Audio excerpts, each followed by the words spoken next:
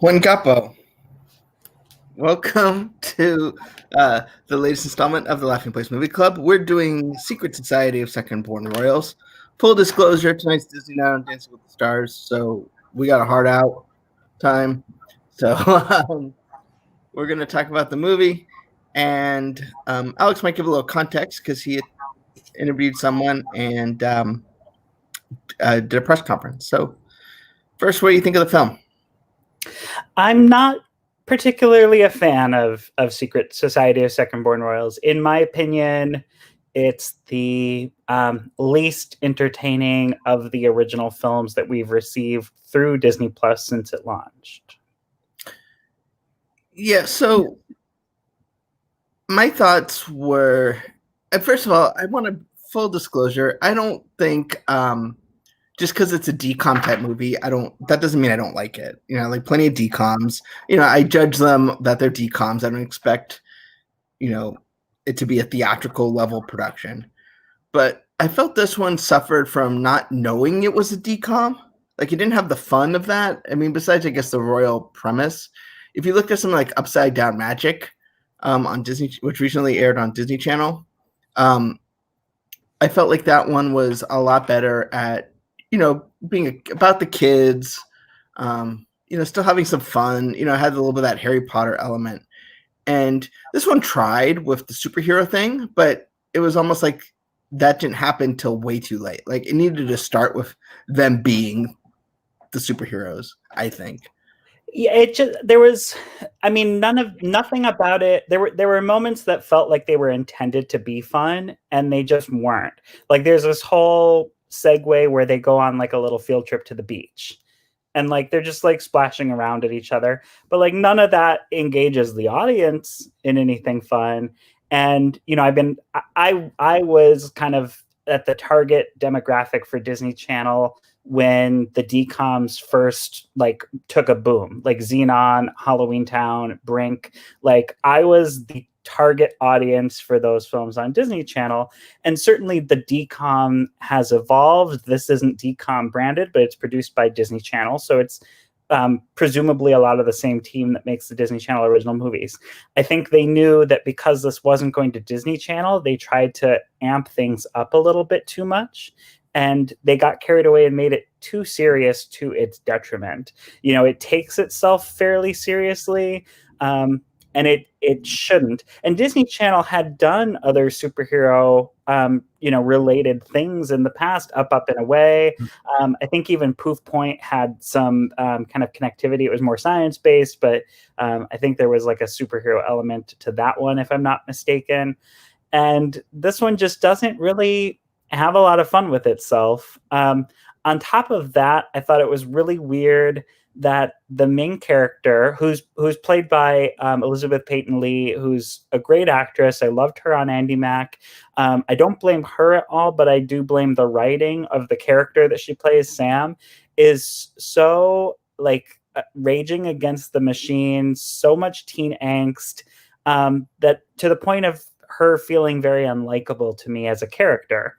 Again, nothing to do with Elizabeth Peyton Lee's performance, but just the character as written and put in anyone's hands, I think, is not a good lead character.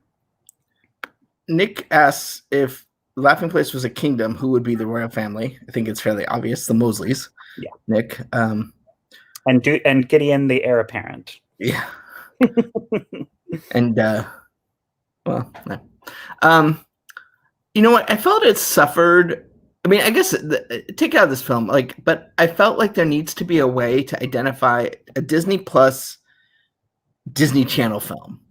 Yeah, because there's the Disney Plus original movies all have had. I mean, take Hamilton out of it; everyone kind of understands that that's different, but they've all had this sort of classic Disney movie feel to them. Usually about family or strong love of animals or. Like Timmy Failure, it's usually those sort of movies that they would have made in the 90s that just don't have an audience theatrically today. Yeah. And I feel like it's a good idea for Disney Plus to have DCOMs. Mm-hmm. I think, there's definitely an audience for that. And, I would say Secret Society of Second Born Royals, in terms of the trending list on Disney Plus, seems to be doing well. It ranked number 2 over the weekend. So I think a lot of the Disney Channel audience, especially the Andy Mack fans, were tuning into it this weekend, and excited for it.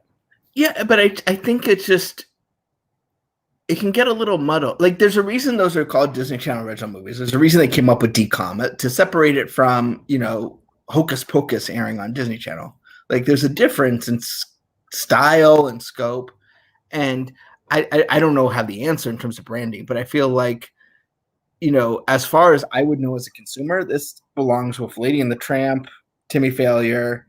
Yeah, just at first glance as a Disney Plus subscriber, this doesn't instantly scream that it's in a different category. Which I will say it definitely has a higher production budget in terms of like cinematography and effects and even sets than your typical Disney Channel original movie does.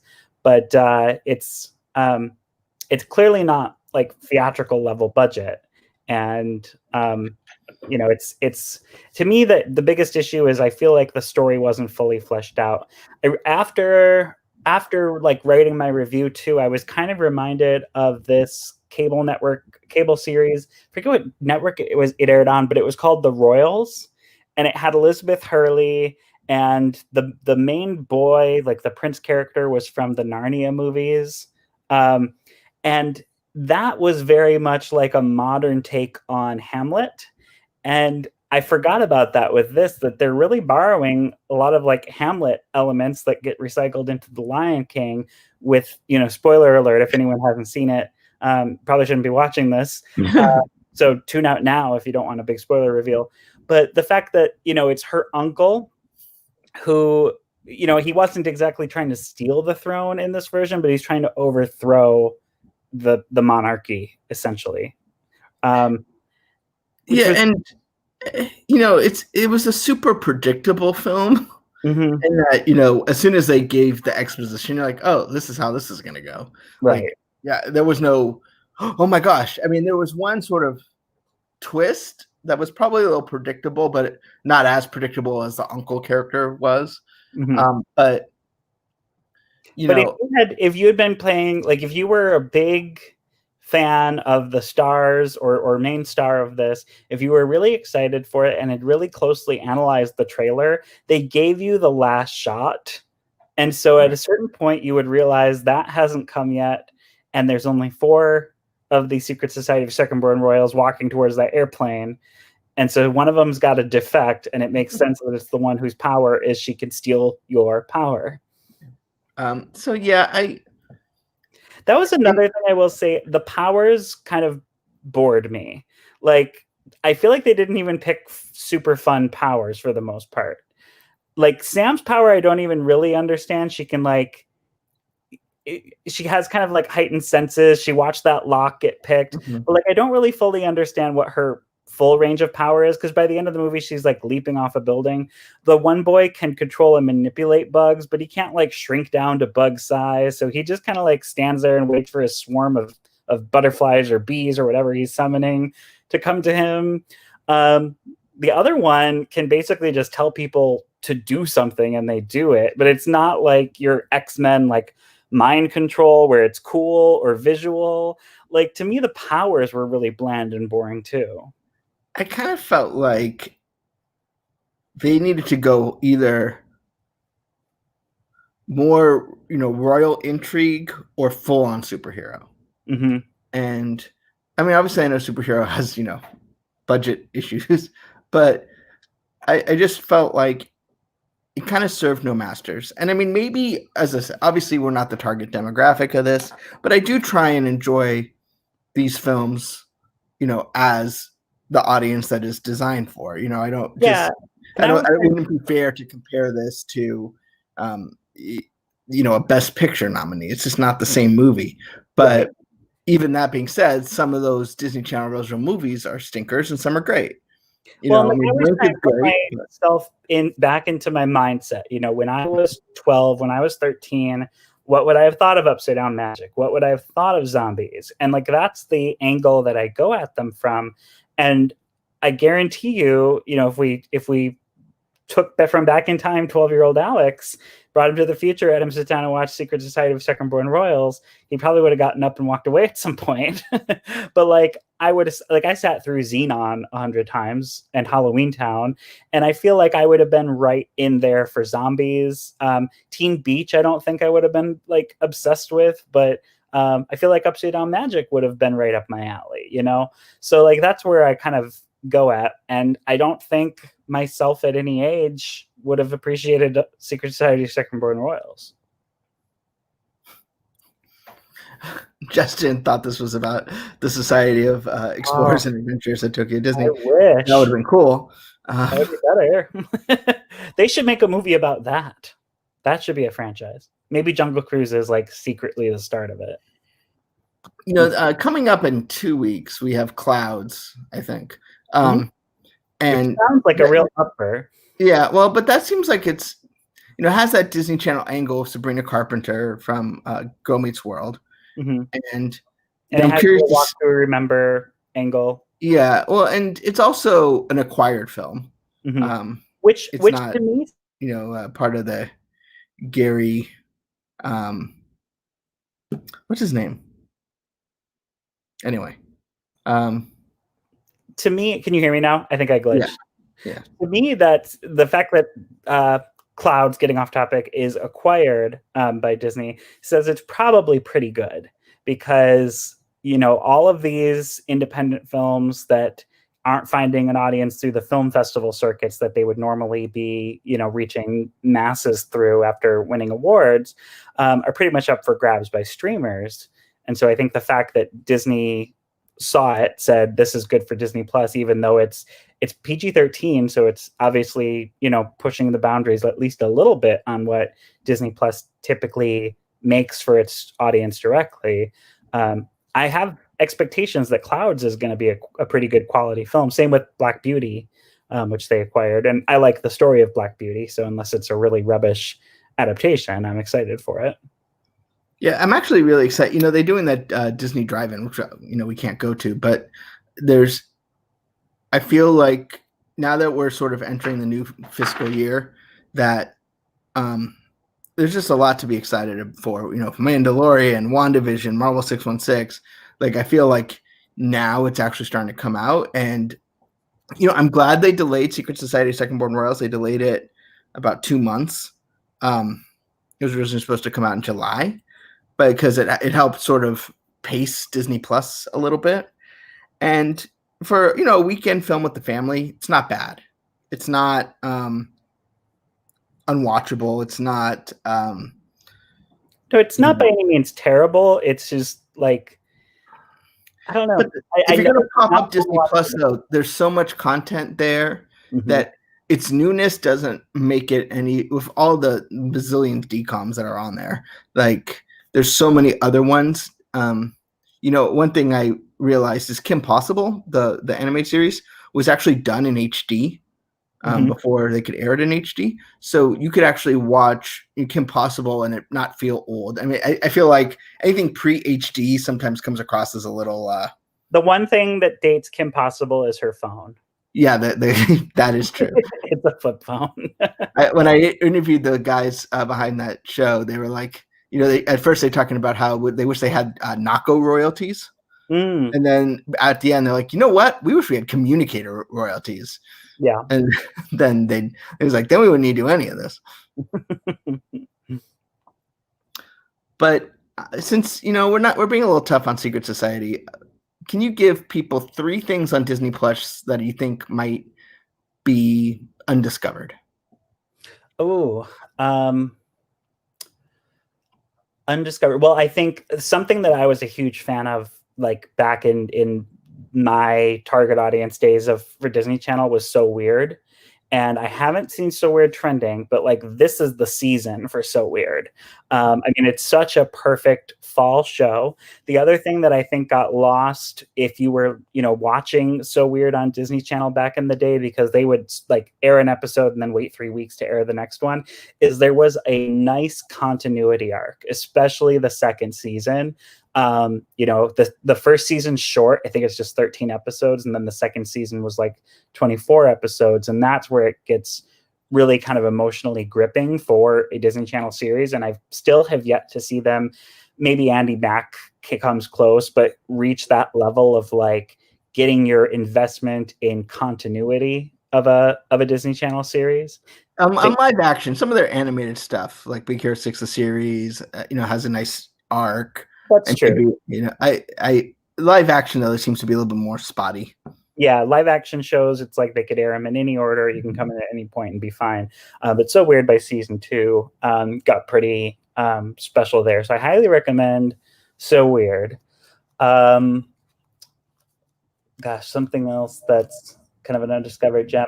I had gotten really into a lot of the National Geographic stuff, and something that I think is really cool is what's it called? Atlantis Rising. It was a James Cameron produced. Let me look it up so I can get you guys the right name. James Cameron produced National Geographic special, basically trying to find Atlantis Rising, trying to find where could have been the lost city of Atlantis. Did it really exist even?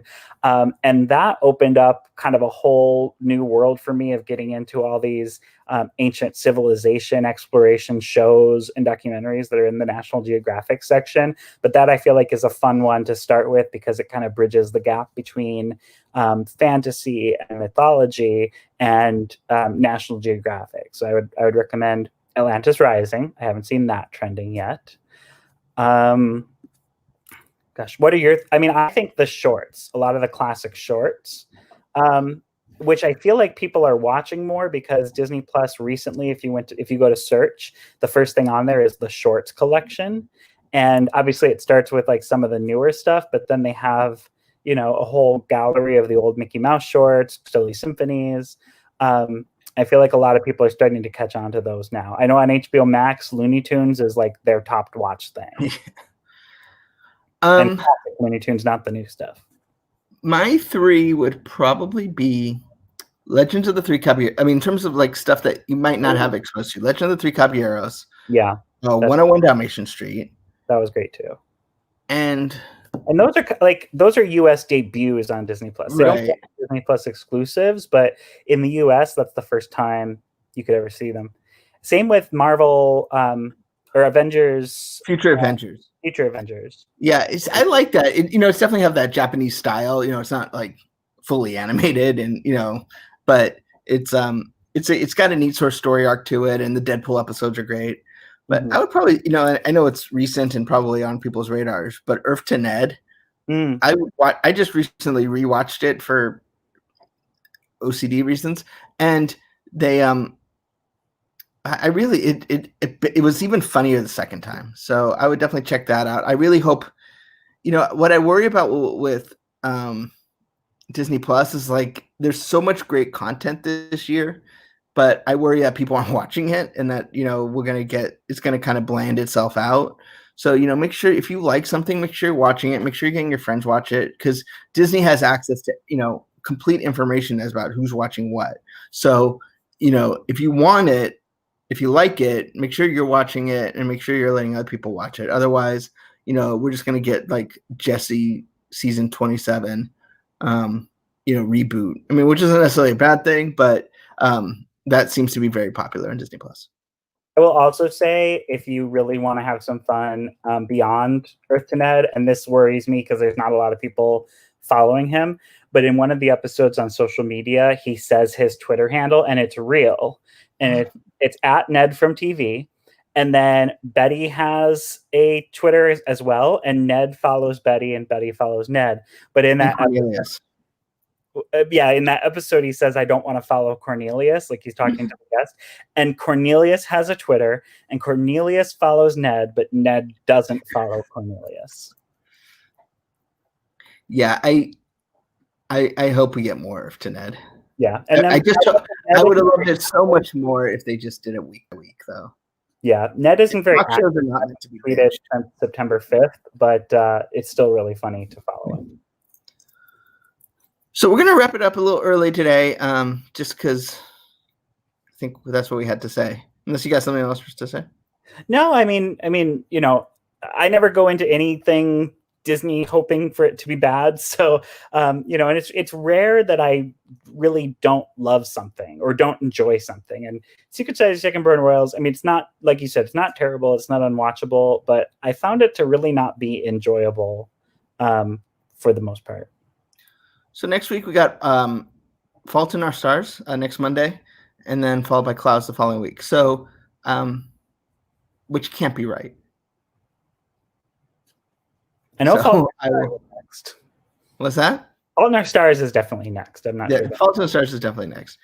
In any case, we'll figure all that out before we get there. So thanks so much for joining us. Don't forget Disney Trivia Live tomorrow night, 7:30.